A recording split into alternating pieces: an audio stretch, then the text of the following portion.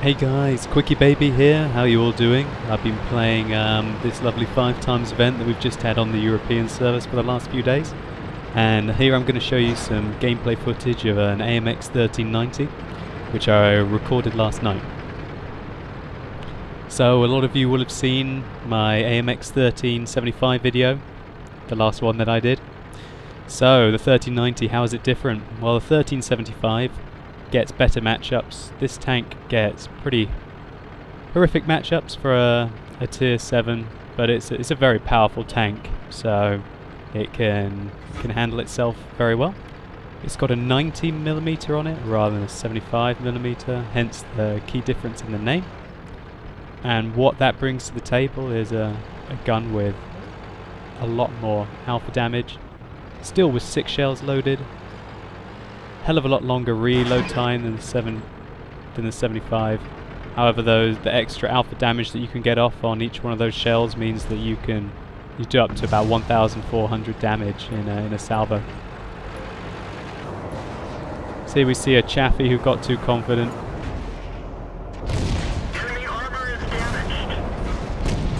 I really like this ridgeline when I'm playing light tanks and medium tanks.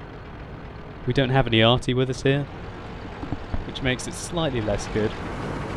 When you've got arty, I really like to come up here when I'm in a pattern, for example, and get the early spots on, try and tell the arty where I'm going to spot, and maybe they'll pre-aim. And often you'll see heavies trying to rush for the ridge line that's underneath me on the other side of this ridge, because that's the golden arty safe spot for heavy tanks. So if you can get an early spot off and your arty are awake, then you can often cripple the people who are running for cover early, who are sometimes the better players, or at least I would say the heavier tanks on the field. So as we can see here, I'm trying to keep scouts up. Even though we don't have arty, it's a good idea to try and keep a lookout for what the enemy are doing. You want to be careful though. Earlier I took a bounce, which was unwelcome.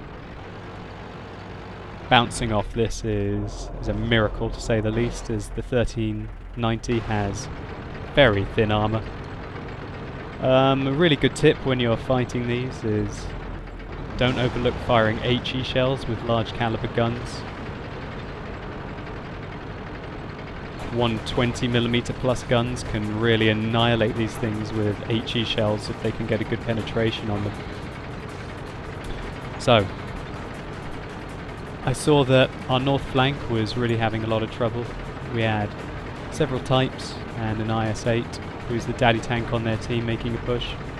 So I decided that ridgeline's fine and I'm going to come over here and have a push. Now I had earlier shots on this type, but I like to use surprise. Why fire on the way in when you can start to unload on them from the side? So we can see the type doesn't really look at me until the second shot. However, after the second shot, I think he realizes that we mean business. Each one of our shells does as much as his shell.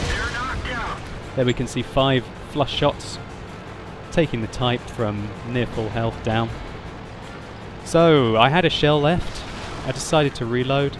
Quite often I found that when you've only got one left, it's best to just instantly reload after the kill and then make your way out, bug out, so to say, and then readdress the situation and see where you're needed next. I'm keeping moving because I always like to keep mobile in this tank. So I guess it's a force of habit from all the arty, to be honest with you, even though there are none in this game. So now we've reloaded, we can try and help out this type who's being a bit of a hero down there. So we took out the Chaffee, but the IS-8 survived. The IS-8 took him down. We can see that the IS-8, when he's turned sideways there, he's like got IS-7 armour. Very easy to penetrate when they're not completely front onto you. However, this gun with the marginal penetration on it, you don't want to be trying to fire against highly armoured targets. This tank is decided to whiz, try and get up to the side or get on the rear of targets. Or against very lightly armoured targets. When you have no other option, you can try and fire through the front. So here we can see I'm reloading again.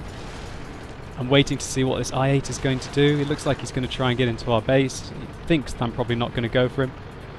I'm not sure if he hasn't seen me yet or if he's just quite a slow player. Gonna make my way over towards him now and find out which case that is. So the 1390 has like half a minute reload time for your 6 shells, so it's quite significant. Again, not firing early, he hasn't seen me yet. Always look for when he's about to turn his turret, because then you know that the player has recognised you. So we get 1 off into his back, 2 off, and the 3rd finishes him just before he could have got a shot off on us, which is very much appreciated. Those new IS-8s have got a fantastic gun on them, same as the IS-4 and the ST-1, as you may have seen in my other videos. 440 average damage, arguably one of the best guns in the game now, tier for tier, at tier 9. Certainly on par with the gun that the M103 has, in my opinion. Although with the rate of fire being slightly less than the 103, but the alpha damage slightly higher. It's up in the air really, as to which one you prefer. So now the game's starting to become a little bit more interesting. We see that they've got 2 tier 8 heavy tanks. And this Tiger 2 is on quite high health and our low is taking a beating. I think the dubious skills of the low is really getting terrified by this Tiger 2, but now we're going to see really what this thing can do. So there's 1, 2, I make a mistake driving there, 3, 4, and then we get 1 off on him just before he hits us again. And don't be afraid to drive backwards in these tanks, they're quite nippy, going backwards just as well as they are forwards. So, you know, if you've got one of these, feel free. Backwards, forwards, it's a lot easier than to just try and whiz around in circles. So now we've got an interesting situation on our hands. We have a T-150 in base, who's no match for the VK. And we've also got a tank destroyer, a Whizzy tank destroyer, bombing it around. Now what I'm asking the T-150 to do here is to push into the VK, who I noticed had about 1/3 of his health left. This may seem selfish, but what else is he going to do? He can't penetrate the VK that easily. I was hoping he could maybe try and go in and get into the town and distract the VK, and then that might give me the break that I need to go in and polish off the VK. And I had a teammate tell me earlier that he says that the tank destroyer was on low health, so that gives me even more opportunity if we can get that VK out, which has the 2nd Tiger 2 gun if any of you play Tiger 2s. It's quite a nasty gun really. Well, my plan was ruined just as the T-150 was about to go in and distract the VK. The tank destroyer managed to get a shot up on him. Still, that doesn't stop us from taking him out, but unfortunately we took a shell there, which puts our health quite low, but still enough to take a shot from the VK, which is brilliant because we're going to need that shot on our approach for sure, unless he's a terrible player. So now what I was thinking is maybe if I could sneak back into base, I can sneak around and then maybe try and fall back into their base and then cap. I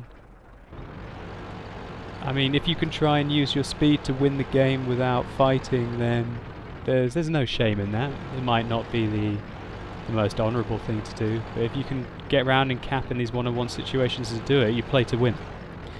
But when I just saw that the VK now was approaching the base, I figured out I probably couldn't get back into the cap in time, or more importantly that he sort of has me locked in here, and if I make a dash for it and he gets a good shot off, then I'm pretty messed. I took a shot there, didn't go through. Speculative shooting. So I'm just taking it very easy at the moment, using my speed and my sneaky nature to try and catch him unaware.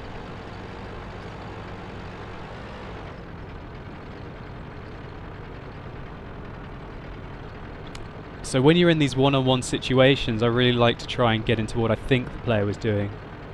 I thought that he might be trying to get around that ridge line, but I was mistaken. He came back and he gets a good track off on me. I instantly repair as quickly as I could. I I had 5 shells left in the gun, so I fired 1 on the approach. Maybe I got lucky, you know. Then this is important, trying to make a kink in your movements. So I'm in, I survived his shell, and we set him on fire, so we killed him before our final shell went in.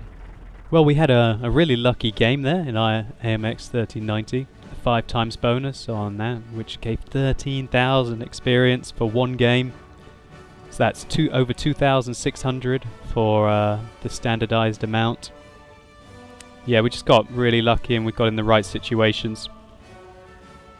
And we hit 21 out of 22 targets. The only shell missing was that approach shot on the VK at the end, which gained us a sniper medal, as well as getting Top Gun and Boelters. So thanks a lot for watching my video, guys. I hope you've enjoyed this AMX 1390 gameplay, and that you're enjoying the 7.3 patch as much as I am. And these events, fantastic. Great job if Wargaming, anyone from Wargaming watches this. Having these 5 times events sporadically is brilliant. So I pose the question to you, viewers, what tanks would you like me to do next? I've had a few requests. Post in the comments below what you'd like.